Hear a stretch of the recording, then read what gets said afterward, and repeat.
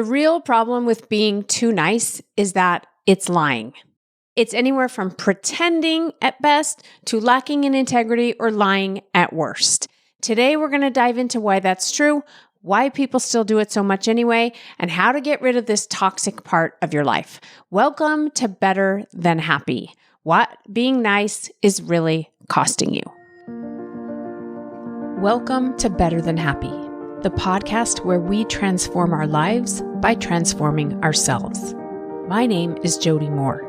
In the decade plus I've been working with clients as a master certified coach, I've helped tens of thousands of people to become empowered. And from empowered, the things that seemed hard become trivial. And the things that seemed impossible become available. And suddenly a whole new world of desire and possibility open up to you. And what do you do with that? Well, that's the question. What will you do? Let's find out. Sometimes listening to a podcast is enough, but sometimes you'll feel inspired to go deeper. If you hear things that speak to you in today's episode, consider it your invitation to a complimentary coaching workshop.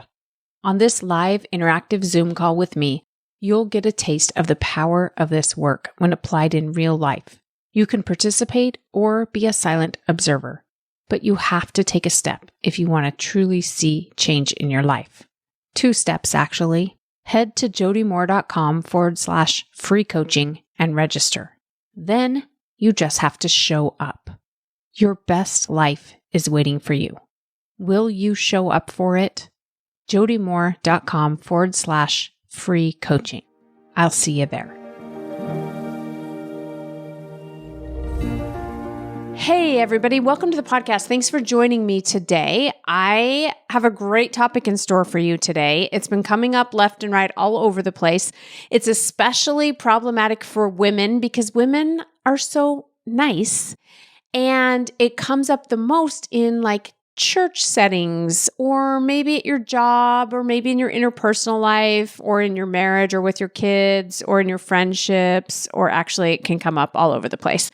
We're going to dive into some of those examples today. I'm going to talk to you about what it's actually costing you, because we need to prove to this part of your brain that thinks it's useful that it's really not. And then I'm going to give you some tips and strategies to try to move out of operating from this place.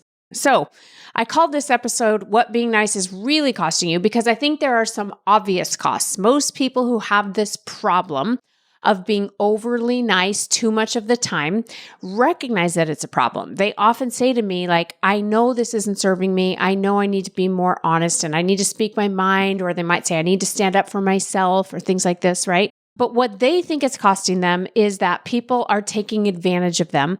People are walking on them, they might say, right? They feel walked on. And that is a problem. That is a result of it.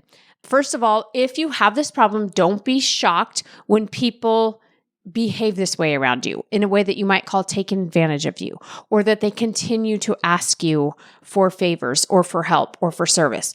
If I have a friend who almost always says yes to me, whenever I ask her for something, I ask her to drive me to the airport, she works it out. I ask her to help out with something with my kids, she finds a way. Then my brain memorizes that. And the next time I need a favor, I don't think about the people who say no, the people who aren't willing to help me, the people who seem like they're not willing to. I think about the ones that say yes. That's how a healthy human brain works. So if you ever find yourself saying things like, gosh, I've already done so much for the school. I've already given them so much, or I've already served so much at my church. Why do they keep asking me for more? The answer is in the question. It's because you give so much. It's because you serve so much. And we go to the ones that we think are most likely to say yes. Okay, so that's just number one. Take that on and own, I've created this dynamic where I'm always the one getting asked. Good news, I can create a different dynamic if I choose to. All right, next thing. There is an amazing Taylor Swift song about her grandma called Marjorie. And there's a couple statements in there that fit really well with today's episode. I'm assuming these are things that Taylor's grandma used to say. Really good advice, like never be so kind you forget to be clever. And never be so clever you forget to be kind, right? So think about it. People who are clever, what do we mean by that? Maybe people who are lots of fun, people who can joke around and have a good time, people who maybe have clever ideas. They think outside the box in some way. They're able to be present and playful, typically, is what we think of, right?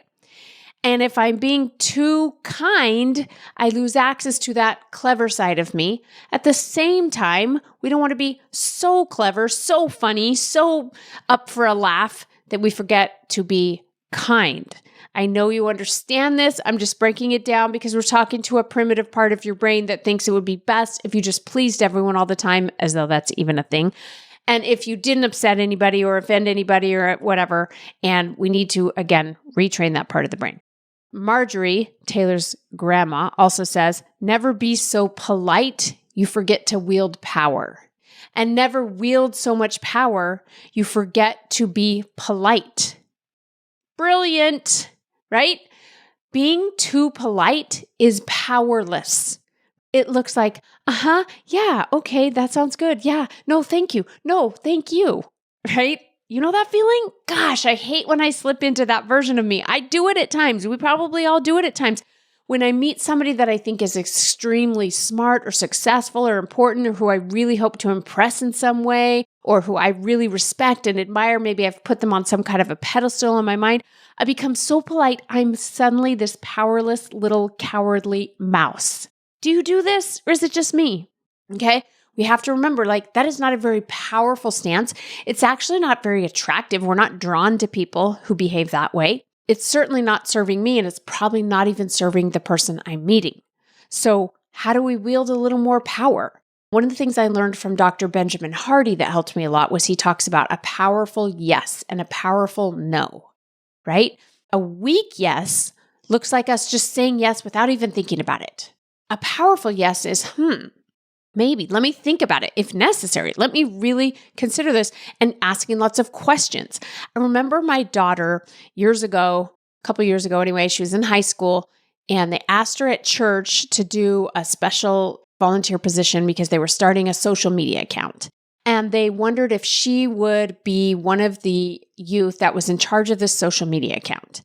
And I'm so used to just going, oh, sure, yeah, I'd be happy to, because I think I'm supposed to say yes and I want to be helpful, right? My daughter didn't do this. She was such a great example of asking lots of questions. She asked questions like, what do you think it will look like exactly if I do this? How much time do you think that will take? What will be expected of me? Who else will I be working with? Will there be other meetings I'll be expected to attend? She asked all of these questions and then she said, yeah, that sounds great. Actually, I really would love to do that. It sounds interesting to learn. I think I could bring something to this role. Thanks for asking me. And I was like, whoa, that's what Marjorie talks about when she says, never be so polite you forget to wield power, but also never wield so much power you forget to be polite. Okay, so my simplified version of Marjorie's advice is just never be so nice you forget to be honest. And never be so honest you forget to be nice. There we go. That's what we're going to dive into a little bit more here today. So the problem with being too nice is that it is dishonest. It is pretending at best and lying at worst.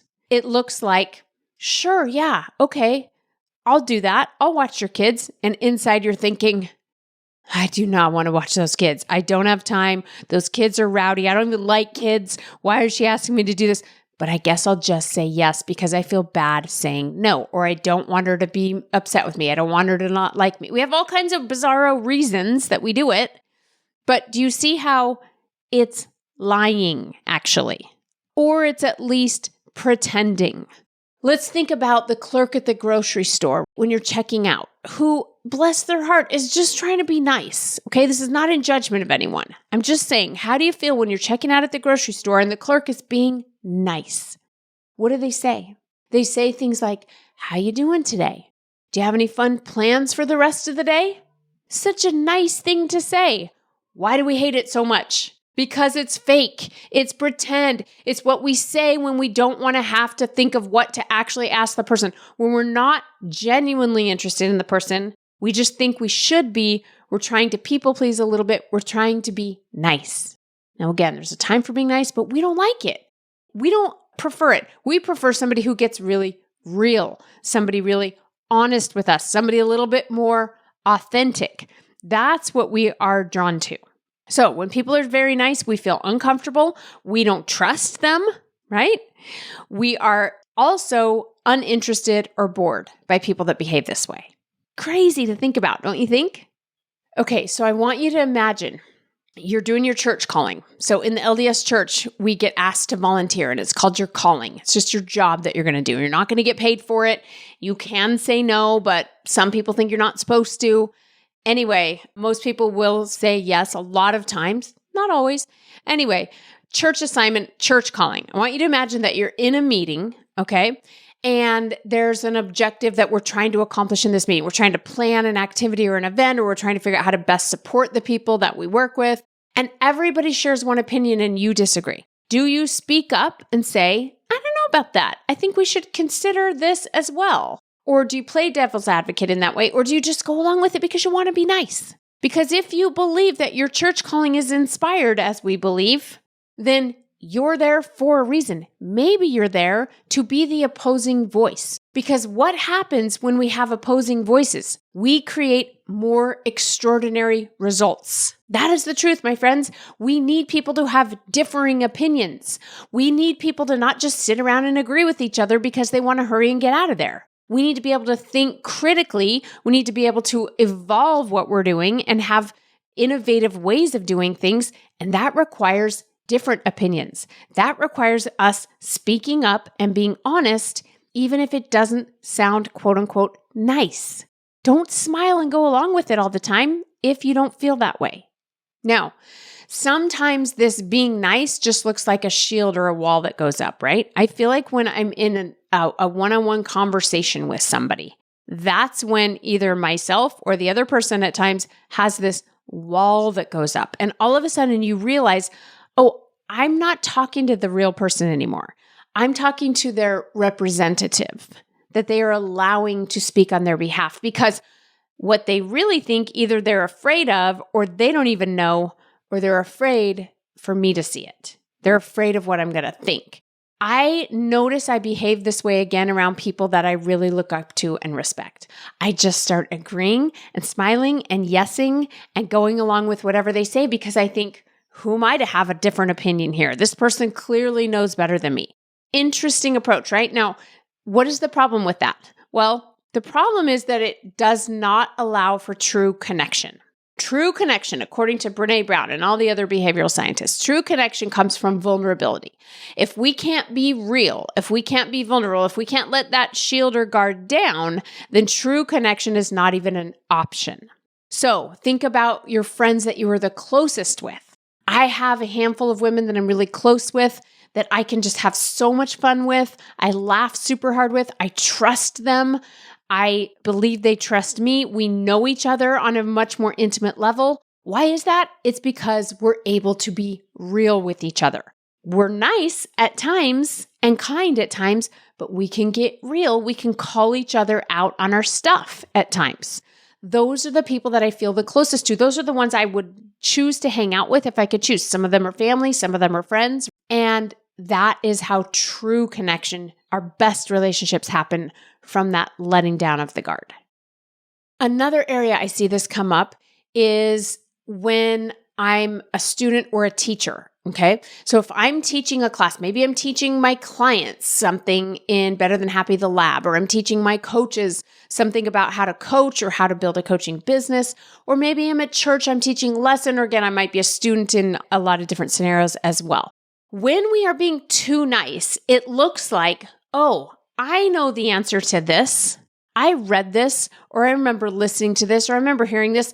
I can give the right answer. Now, not wrong to give the right answer, but I want you to imagine a scenario where people constantly give the right answer versus one where people constantly raise their hands and ask questions and poke holes in things and say, I don't understand this part, or I'm not sure I agree with this part. And we have a lively discussion around the topics at hand. Which one's going to make for a better learning environment? Obviously, the latter. And so this does come often with maturity. This is why you get to be my age in your early 50s and you start realizing like it's so much better to just not care what people think. Because not only does it set you free, it makes you available for connection, it helps you learn more, and it creates more interesting, more fun, and more dynamic learning environments for yourself, but maybe other people if they prefer it too. And you start realizing that's such a better way to live my life. I'm going to stop pretending and just being nice all the time. All right. So in most religions, and again, I know we have a variety of listeners here, but within the LDS church, right? Or even any traditional Christian religion, we have like the basic 10 commandments, right? There's no commandment that says, thou shalt be nice, but there is one that says, thou shalt not lie.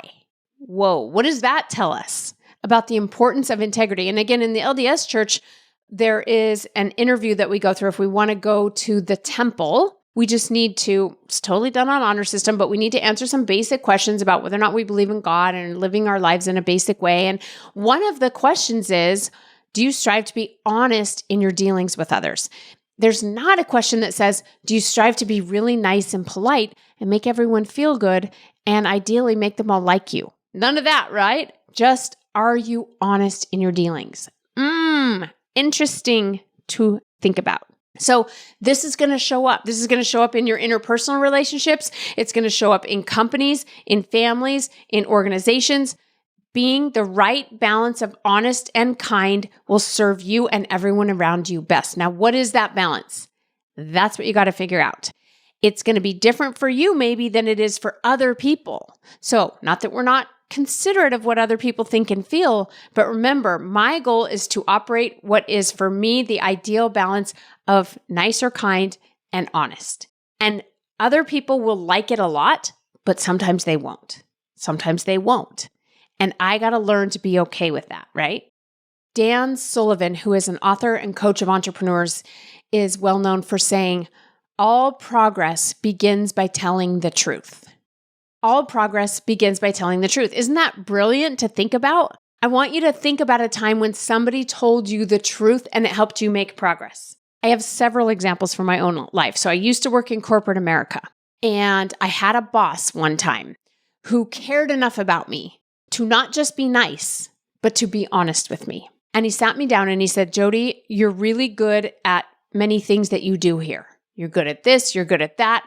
I admire how you've done this thing and that thing. And he pointed out my strengths and he said, but your attitude sucks. Your attitude sucks. You like to be snarky. You like to make fun of things. There are certain basic guidelines we have around here that you don't follow. And at some point, that will prevent you from achieving what's really possible for you. You know, he basically said to me, I see that you have potential to move up and do really well, whether it's at this company or somewhere else. You have the capacity to do some pretty cool things in your life, but your attitude sucks and it's going to get in your way. And I remember that was hard for me to hear, and it was probably hard for him to tell me that. And I was so grateful that he did, because it caused me to take a second look at myself. And I've thought about it in so many scenarios in my life, not only at that job, but in other jobs and in my business and in my church callings. Wow, my attitude sucks there sometimes, right? And when I recognize like this is my tendency, is I succeed in many ways. I'm good at many things, but I tend to have a kind of snarky attitude. And maybe that's okay at times, but sometimes it's probably getting in my way. It's probably preventing ultimate success in certain ways. I've tried to keep that in mind as I've had employees too, at other jobs and in my business, that sometimes I have to stop being nice and I have to just tell them the truth. And that's not easy to do if the truth is something that I'm thinking they may not want to hear, right? I try to do it because I care enough about them to be willing to do it.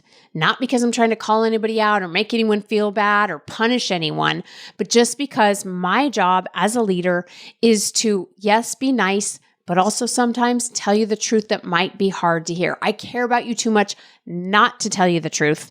What's the alternative, right?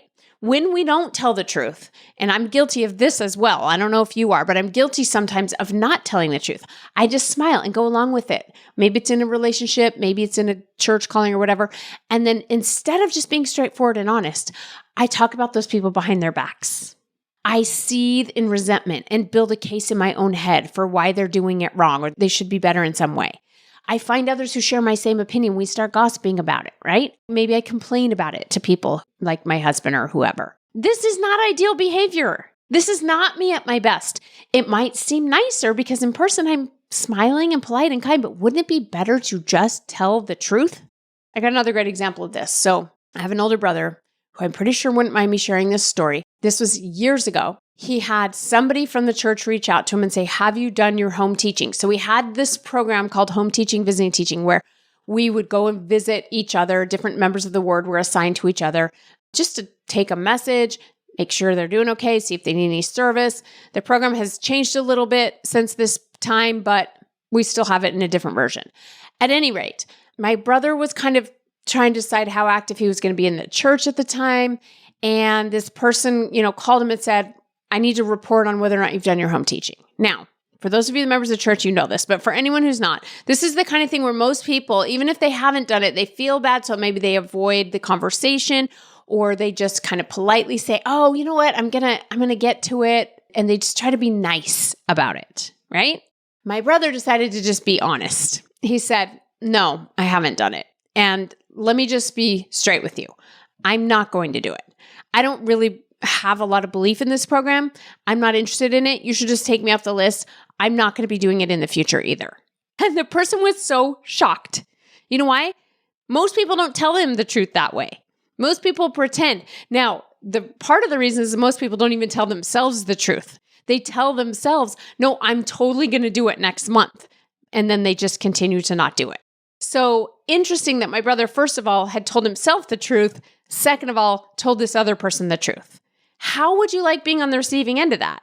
I don't know, but I personally am like, thank you for just telling me the truth. We can change it up. We can assign your people to someone else who is willing to do it. Thank you for being honest with me. I respect that person and that honesty so much more than the person pretending to go along with it, just believing they're going to make me feel better. Am I right?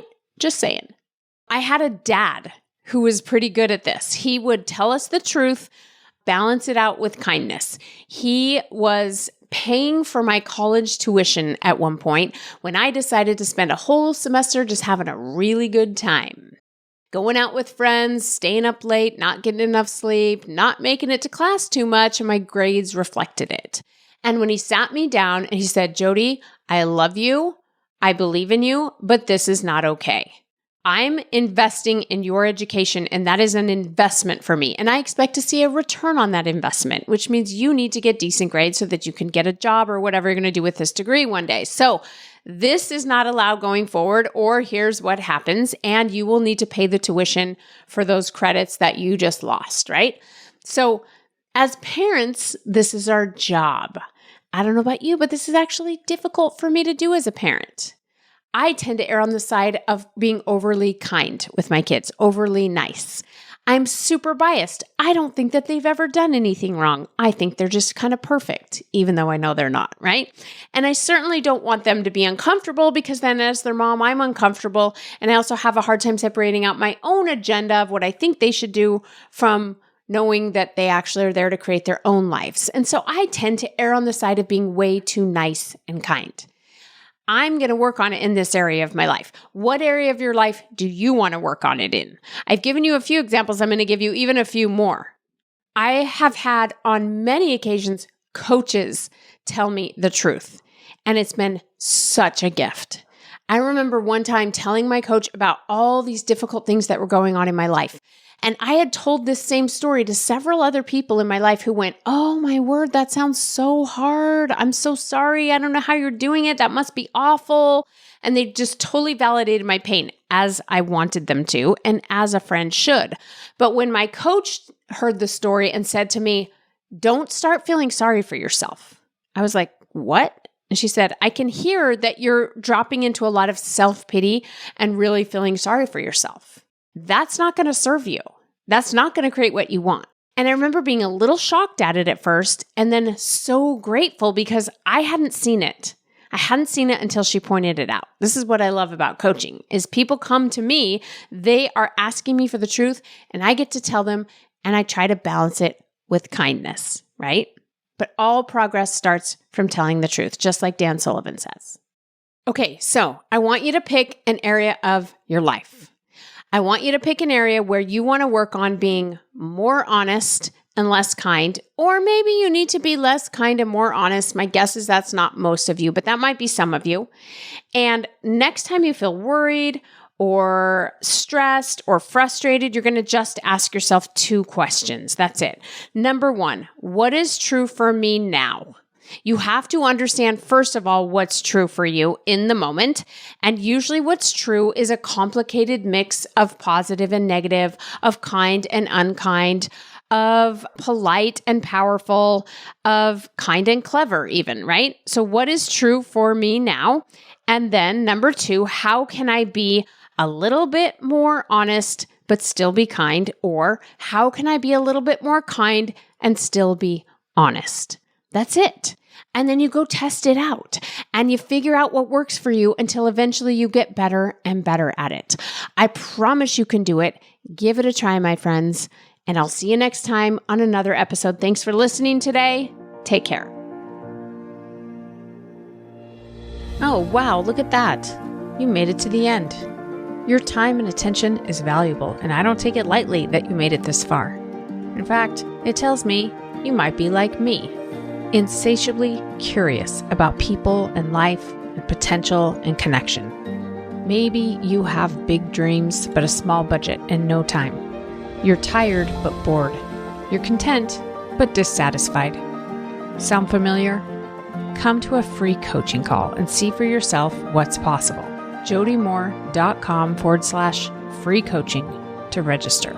That's jodymoore.com/free coaching.